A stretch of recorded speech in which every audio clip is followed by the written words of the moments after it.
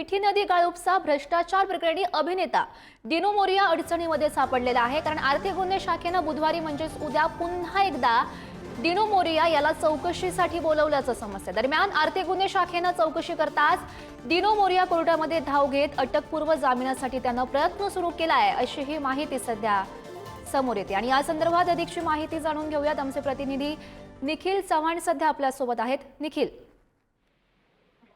नक्कीच आपण पाहिलं तर मिठी नदी घोटाळा प्रकरणामध्ये दिनू मोरिया अभिनेता याला ईओडब्ल्यू म्हणजे आर्थिक गुन्हे शाखेकडून समन्स आहे तो पाठवण्यात आलेला होता आणि काल देखील त्याची जवळपास 8 तास चौकशी आहे ती आर्थिक गुन्हे शाखेच्या अधिकाऱ्यांनी केलेली आहे। या संपूर्ण प्रकरणात दिनू मोरिया याचे काही फोन कॉल्स आहेत तर ते त्यावेळी ऑडिटर असणारे किंवा मग त्या संदर्भात असणाऱ्या कॉन्ट्रॅक्टदार यांच्याशी जुळल्याचा देखील जो आरोप आहे तो ठेवण्यात आलेला आहे।